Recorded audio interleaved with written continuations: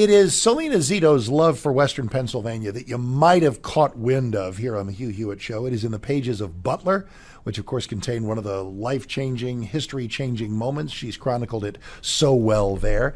And there's a lot, so much that's discussed about Yinzerland. And Selena is with us now on the occasion of her visit to Clairton, which I believe is about 15 miles southeast of Pittsburgh. Selena, welcome. You've gone to visit the site of this coke plant explosion. Two dead.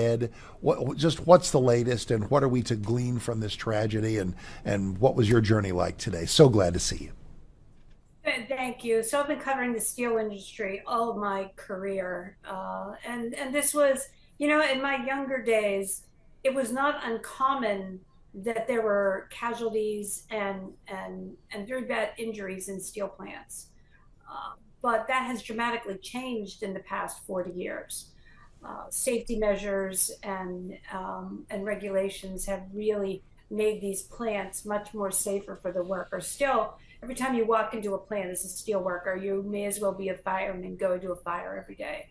The plants are hot, they're filled with chemicals and dust and fumes and heat, and you always have to be constantly on guard. This is very tragic for the U.S. Steel family. The steel workers, there's three plants. There's Edgar Thomson, Urban Works, and the Clairton Coke Works. They're all within a 10-mile radius of each other along the Monongahela Valley. And so this is like family, right? These plants are like family, but also the communities that surround him. So this has been a very tough few days. I know it's kind of funny. I started my radio career in West Virginia, so I kind of know what coke is. It's high carbon. You heat coal in the absence of air, and that's why you get coal and coke often spoken of in the same sort of fossil fuels paragraph. And it is, and just like the United Mine Workers that I was hanging with in Charleston, West Virginia, the steel workers, this is a fraternity and sometimes sorority. It's a family, let's just call it, Yeah. of people doing some of the hottest, dirtiest, most unpleasant work so that our lights can stay on. And Yeah. I just got to tell you, I don't think that we think about them enough, and I don't think we pay them enough attention. I want to pay attention to this gentleman named Timothy Quinn, a 39-year-old father of three, second-generation steelworker, one of the lives lost. We should thank God every day that there are people like this. Yeah, absolutely. Look, these men and women, they believe their jobs are very patriotic. That what they do not only make our lives better and easier and more convenient, but that they also are the men and women who keep our country secure.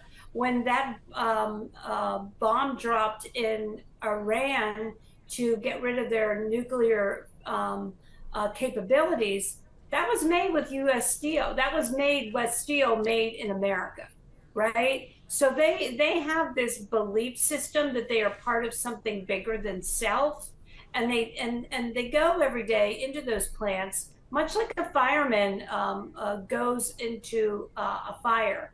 You know there is high risk, but you do it for the betterment. Obviously for your livelihood, but also what you're doing is for the betterment of the country. So as you travel those roads, carry the best wishes of a nation and gratitude for what is often a sacrifice for doing this Yeah. vital, vital work. All right, let's talk about the vital work you do, writing about stuff in the news. How have the last few days struck you as Trump says, hey, let's fight crime, and some in America say, no, don't do that, that's terrible. I don't know who the some are. Because if you look at many major American cities, while crime has statistically gone down since COVID, although that is debatable because of the way the crime is now reported to the FBI, homelessness and crime, even underreported crime, right? It happens, it doesn't make it onto the books, right? And so there is a sense of unease that people feel in major American cities, including my hometown of Pittsburgh. My hometown of Pittsburgh, which I have loved for 6 decades, is filled with homeless encampments and people walking around in some sort of meth days, And it's unsafe. You feel unsafe, and that's why there's a vacancy problem within the business community in the city. And I don't go to DC. I mean, ask anybody that said, "Hey, Selena, when I come to DC to do a book event," and I'm like, "Yeah, I don't think so. I don't feel safe there." Understand? Is your governor, Josh Shapiro, often heralded as a semi non crazy Democrat alternative in 2028?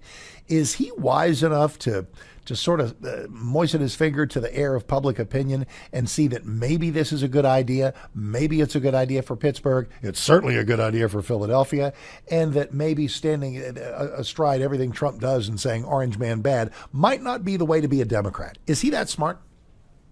Yeah, he's a very talented political athlete. You cannot take that away from Shapiro. And Muriel Bowser has kind of handled this pretty well as well, considering her political alignments and the president's political alignments. And Shapiro and Trump have, sort of worked together. They worked together on the U.S. Steel deal when Shapiro's the governor's residency was firebombed.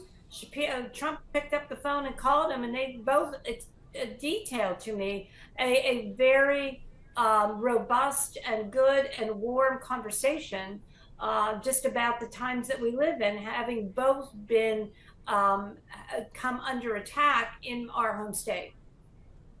Well, I tell you, I know that in traveling, we got 60 seconds left. What's your next column about? What's the next thing you're going to explore? So I have a piece today from Clairton. It should be at the Examiner pretty quickly. And then I'll also have a piece with the CEO of U.S. Steel, David Barrett, that will be in the Washington Post. It's going to be, and Josh Shapiro, it's going to be a must read. Neither of those men have historically gotten along. And yet yesterday, they both showed up like grown-ups to the Clairton plant and put whatever misgivings they had about each other aside and did the right thing. For full shows, live and on demand, it's Salem News Channel.